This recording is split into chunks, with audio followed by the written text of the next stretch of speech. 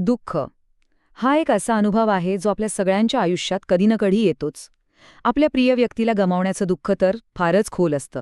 पण या दुःखातून बाहेर कसं पडायचं? कधी-कधी याचं उत्तर आपल्याला हजारो वर्षांपूर्वीच्या कथांमध्ये सापडतं. तर आज आपण अशाच एका जातक कथेतून पाहणार आहोत की नुकसान आणि त्यातून सावरण्याच्या प्रक्रियेबद्दल बुद्ध आपल्याला काय शिकवतात. विचार करा, हे शब्द आहेत श्रावस्ती नावाच्या एका प्राचीन शहरातल्या एका पित्याचे, ज्याचं हृदय आपल्या मुलाच्या मृत्यूने अक्षरशः फाटून गेलंय. हे एकच वाक्य त्या पित्याचं संपूर्ण दुःख सांगून जातं आणि आपल्याला थेट या कथेच्या केंद्रस्थानी घेऊन येतं. तर हा जमीनदार होता ज्याच्यावर मुलाच्या मृत्यूचा इतका खोल परिणाम झाला की त्याचं दुःखच त्याचं आयुष्य बनून गेलं. तो स्वतःला पूर्णपणे विसरून गेला होता. म्हणजे बघा, त्या शोकाने त्याला अक्षरशः निष्क्रिय करून टाकलं होतं. त्यानं खाणं-पिणं सोडलं, आपलं कामधंद्याकडे दुर्लक्ष केलं. इतकंच नाही तर त्याचं मन कुठल्याच गोष्टीत लागेन असं झालं. त्याचं आयुष्य जणू मुलाच्या आठवणीतच थांबून गेलं होतं. आणि इथेच कथेमध्ये भगवान बुद्धांचा प्रवेश होतो. त्यांना त्या माणसाची अवस्था कळते आणि ते काय करतात बघा, ते त्याला थेट उपदेश देत नाहीत, तर ते त्याला बरं करण्यासाठी कथा सांगण्याचा मार्ग निवडतात. कारण कधीकधी दुसऱ्याच्या गोष्टीतूनच आपल्याला आपल्या प्रश्नांची उत्तरं सापडतात. बुद्ध त्याला थेट काहीच सांगत नाहीत. उलट ते त्याला एका दुसऱ्याच काळात एका दुसऱ्या गोष्टीत घेऊन जातात.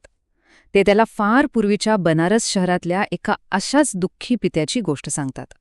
म्हणजे ही आहे गोष्टीतली गोष्ट. आणि ह्या कथेची सुरुवातही अगदी तशीच आहे. बनारसमधला एक श्रीमंत ब्राह्मण जो त्या जमीनदारासारखाच आपल्या मुलाच्या मृत्यूच्या दुःखाने व्याकुळ होऊन दिवसभर स्मशानभूमीत जाऊन रडत बसायचा. म्हणजे बघा, कथा तीच, पात्र वेगळी, जणू काही एकाच आरशातली दोन वेगवेगळी प्रतिबिंब. इथे कथेत एक विलक्षण वळण येतं. त्या ब्राह्मणाचा मृत मुलगा एका दैवी रूपात परत येतो. तो स्वर्गातून आपल्या वडिलांचं दुःख पाहतो आणि त्यांना ह्या शोकातून बाहेर काढण्याचा निश्चय करतो. पण तो हे करणार कसा? त्यासाठी तो एक अनोखी युक्ती करतो. तो स्मशानभूमीत आपल्या पूर्वीच्याच मानवी रूपात प्रकट होतो आणि आपल्या वडिलांचं लक्ष वेधून घेण्यासाठी तो स्वतःच मोठ्याने आक्रोश करू लागतो. तो तरुण आपल्या वडिलांसमोर एक विचित्र, अगदीच वेगळी समस्या मांडतो. तो म्हणतो, माझ्याकडे सोन्याचा रथ आहे, पण त्याला चाकच नाहीत आणि ह्याच दुःखाने मी मरून जाईन. हे ऐकायला किती विचित्र वाटतं, नाही का? वडील आपल्या मुलाला त्या रूपात बघून इतके व्याकुळ होतात की ते कसलाही विचार न करता मदतीला धावतात. ते म्हणतात, अरे तुला जशी हवी तशी चाकं मी आणून देतो, सोन्याची, चांदीची, कोणतीही, तू फक्त सांग. यातून त्यांचं आपल्या मुलावरील प्रेम आणि त्याला परत मिळवण्याची तीव्र इच्छा दिसून येते. आणि इथेच कथेला एक असं वळण मिळतं ज्याची आपण कल्पनाही केली नसेल. तो तरुण कसलीही सामान्य चाकं मागत नसतो. त्याला आपल्या रथासाठी चक्क सूर्य आणि चंद्र हवे असतात. एक पूर्णपणे अशक्य गोष्ट. आणि इथेच या कथेचं खरं सार आहे. एका बाजूला आहे तरुणाची सूर्य चंद्र मिळवण्याची इच्छा, जे दिसतात पण मिळवता येत नाहीत. आणि दुसऱ्या बाजूला आहे त्या वडिलांची आपल्या मृत मुलाला परत मिळवण्याची इच्छा, जो दिसतही नाही आणि मिळवणं तर त्याहूनही अशक्य आहे. ही अशक्य मागणी ऐकून ब्राह्मण स्वतःचं दुःख विसरतो आणि त्या तरुणाला मूर्ख म्हणतो. तो म्हणतो, अरे, जी गोष्ट मिळवता येत नाही त्याची इच्छा का करायची? पण त्याला हे माहीत नसतं की त्याचेच शब्द आता त्याच्यावर उलटणार होते. इथे तो तरुण एक अत्यंत भेदक प्रश्न विचारतो. तो म्हणतो, सूर्य आणि चंद्र तर रोज आपल्या डोळ्यासमोर उगवतात आणि मावळतात, तरी ते मिळवणं अशक्य आहे. पण मेलेली व्यक्ती तर कधी परत आलेली दिसतही नाही. मग आता सांगा, आपल्या दोघांपैकी जास्त मूर्खासारखं कोण रडतंय? त्याने ब्राह्मणाचेच शब्द एका आरशासारखे त्याच्यावरच उलटवले. आणि हाच तो क्षण आहे, तो साक्षात्काराचा क्षण. त्या तरुणाच्या शब्दांनी ब्राह्मणाच्या डोळ्यांवरची दुःखाची पट्टी दूर होते. त्याला कळतं की आपल्या मृतमुलासाठी रडणं हे चंद्रासाठी हट्ट करण्याइतकंच व्यर्थ आहे आणि तो आपली चूक मान्य करतो. ब्राह्मणाने स्वतःच्या बरे होण्याच्या प्रक्रियेचं किती सुंदर वर्णन केलं आहे, नाही का?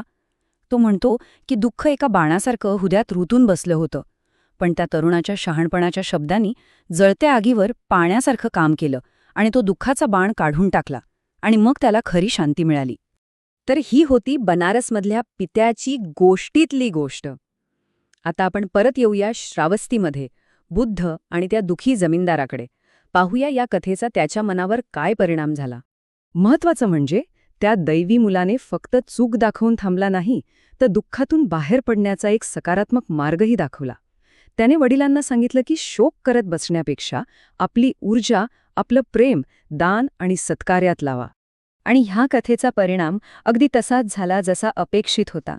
ती बोधकथा ऐकून जमीनदारालाही आपल्या दुःखाचं व्यर्थ स्वरूप कळून चुकलं.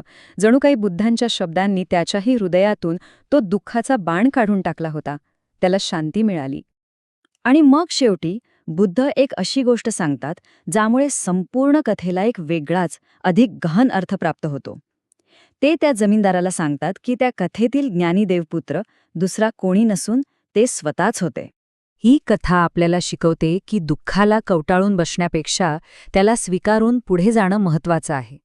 पण खरा प्रश्न आपल्यासाठी आहे की आपल्या आयुष्यात असे कोणते सूर्यचंद्र आहेत ज्यांना मिळवण्याचा आपण व्यर्थ हट्ट धरून बसलो आहोत. आणि या प्राचीन ज्ञानाचा वापर करून आपण आपल्या हृदयात रुतलेला तो दुःखाचा बाण कसा काढू शकतो यावर विचार करायला